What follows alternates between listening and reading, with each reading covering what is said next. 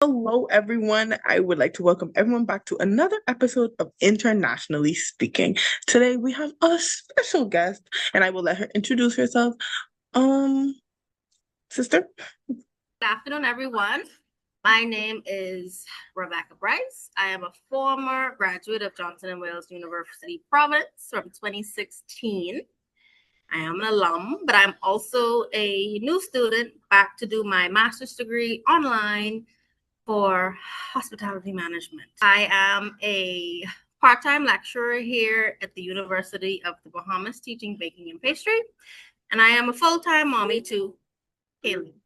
So if you guys hear her throughout the video, I do apologize. So, if you guys see, I did choose my sister because she does obviously have some experience being an international student in the United States. And, I thought it would be a great opportunity for everyone to learn kind of how she used code switching day to day and how it makes a difference on her life. So, Becca, how would you say that code switching has helped describe your cultural identity? Like, how does language play a role in expressing it? So for me, a big part of being a Bahamian is how we speak. A lot of people, when they think of the Bahamas, they think sand, sun, beaches, but it's a lot more than that. So for here, we express our way of speech. Yes, it's English, but we call it pigeon tongue. And a lot of times I found that being in college, I did tend to code switch. Why? Because yes, it's English, but once we start talking really fast and we start using our dialect, and a lot of times people can't understand it when you say it. Exactly.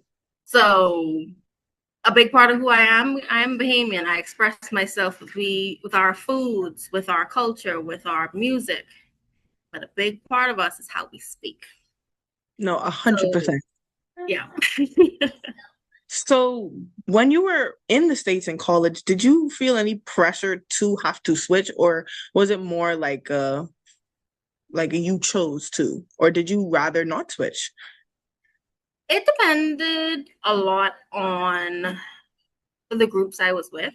Mhm. I found that speaking with peers was easier not to switch because then you have the freedom to explain to them what certain things mean or slow it down, and eventually they'd start to grasp some of the words and the phrases themselves.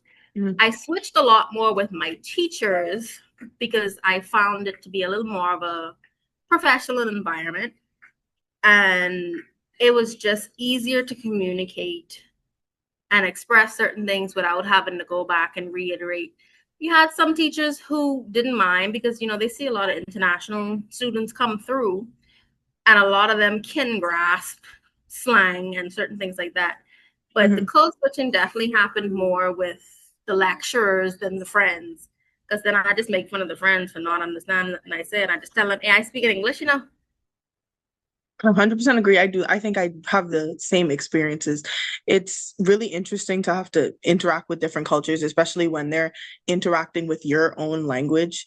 Even though like you say, it is English, it's interesting that they don't understand it and it's something that we understand so easily. So, do you think you could like provide us with maybe like a specific time, either when you were in college or when you're teaching now, when you had to code switch either in like a professional setting, like what prompted it? Like, how did it make an impact on you? I can for sure give you a good a good example because I had a teacher and he was German. Hmm. So there's already a bit of a language barrier when it comes to his accent and my accent. So I would intentionally make sure I slipped out of my Bahamian dialect and be as clear and precise and enunciate my Yes. words a lot better because it just made it easier, and it wasn't a hardship, and I wasn't offended that it was something I had to do. It's a part of going to a school that had so much diversity. And sometimes you make the adjustments for everybody, and it's not like I'm the only one who was doing it. And he tried his best as well when it came to his accent and enunciation. So, in my opinion, if he was doing it and trying to help and make things better for us, why not meet him halfway? Yes, 100%. Especially as teachers who are kind of unfamiliar with the Bahamas. The Bahamas is not, that you don't really have that many Bahamian students here in Providence. So I think that's definitely a given. So you would say that, you would code switch with friends and everything. So what about when you're working today, when you're in the classroom setting? Would you say that you code switch as much as you did over here? Oh, definitely not. Mostly because a lot of the students that come through the university Hmm. tend to be Bahamian. Do I remove a lot of slang? Yes, because why? I'm a teacher. I am the example. I'm the more professional face of the class. So, in that sense, I would say I remove the slang, but don't remove the accent and the dialect. You would say it makes the environment a little more comfortable. Yeah. It's more professionalism than comfortable, because if I wanted to be comfortable, I would stick with all the slang and the dialect that my 18 and 19-year-old students are using. But as the lecturer, as the face of the school in that instance, it's not professional. So maybe less comfortable than if I just went with speaking how I speak at home. Yeah. So So do I you wouldn't call it a full switch, but more like a tweak. a tweak? Okay, I like that. A tweak. So do you think that code switching has helped you avoid any negative judgment? Um, the thing is, for me, I didn't do it to avoid judgment. I Okay. did it for ease of communication and professionalism. Okay. So even if there was judgment from how I speak, I probably didn't pay enough attention to it to say to code switch in an instant to stop people from saying, "Oh, this girl don't speak English." Right. So you never felt as though your natural way of speaking was less academic or less professional. It was more just in terms of you wanting people to make sure they understood what you were saying. Yeah, but like I say, when it comes to professionalism, it's the slang. I Hmm. feel like slang in any instance is unprofessional. Yeah. Any language, any culture, slang is not a professional thing. Hmm. Accent and verbiage is a whole nother story. That is a very good point. You go. So Sorry, guys. do you think that code switching has made do you think it's made a big difference in like your confidence as like when you're in professional workspaces like presentations, group work, like even when you were group working among Americans or other international students, did you feel like it was affecting you in some type of way, making it either easier or harder? I don't think so, only because accent is accent. Yeah. It goes back to slang being professional or not. Hmm. So when it came to feeling less professional because of how I speak, no, my accent is my accent. That is who I am. I don't think someone who speaks Spanish is less professional because they have an Right. accent. Hmm. It's when you now break it down into the shortened words and the different phrases that we know is not standard language is where you lose professionalism, in my opinion. Okay, So I, so oh, sorry. no, go ahead. I thought you were Yeah. done. So I found that if I spoke even with my accent and dialect, as long as I didn't go into the slang phrases that were not known outside of the Bahamas, I really did not have too much struggle when it came to speaking. Hmm. I like that you're making a clear difference between like colloquialism and, actual accent, because that's a real big point. Like a lot of people might think that their accent is unprofessional, but that's really just the way that you speak. It really just boils down to the words that you use. Even when you're speaking in standard English, you can't use slang terms because it is unprofessional. It Yes, just your accent doesn't necessarily, determine your level of professionalism. So exactly. how big would you say that your accent or your use of dialect played on your college experience, all through your 4 years, being a baking and pastry major, everything, having to interact with different international teachers, like you say, or different international students. How big of an impact do you think it really made from Oh, a for big me, it picture? was huge. It was a huge impact. Why? Because it was fun.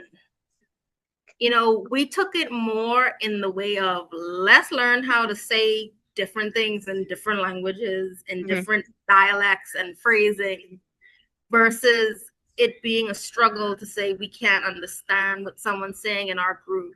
So we made it fun, and a lot of lecturers would even learn different phrases from us.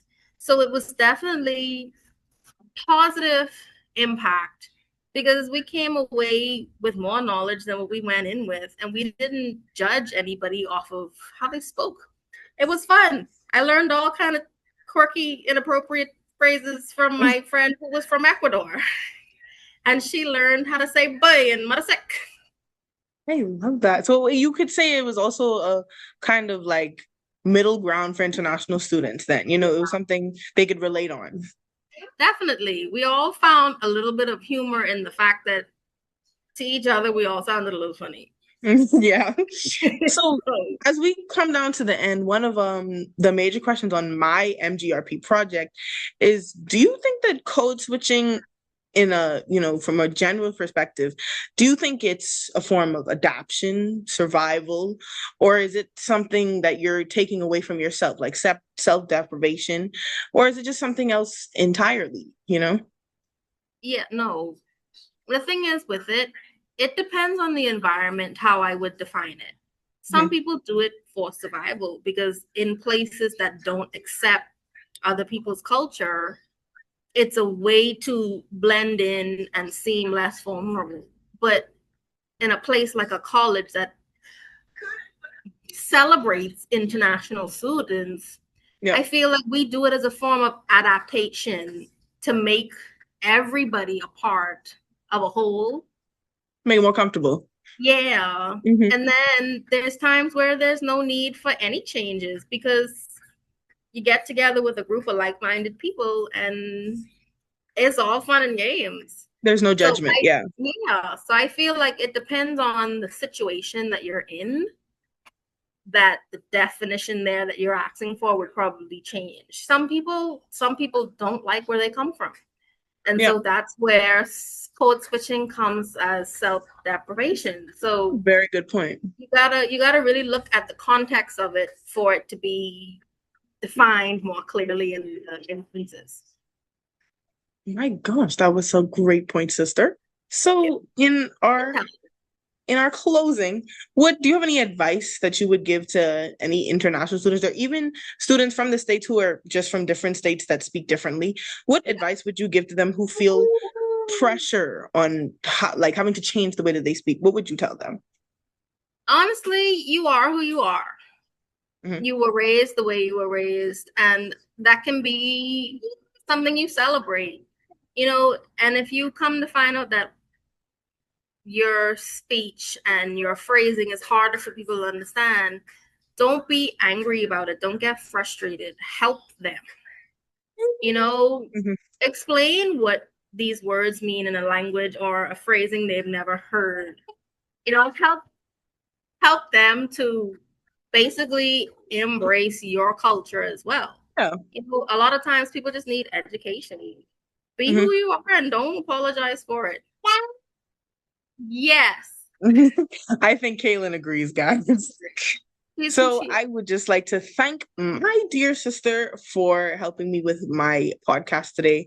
And I hope that from this podcast, everyone can take away just a little more information about code switching and that it isn't as, what's the word, scary or intimidating as it is. And language is a part of who you are. So Yep. well, I will see you guys next time for another interview with someone else for internationally speaking. And I hope that everyone learned something very valuable today. Bye, y'all.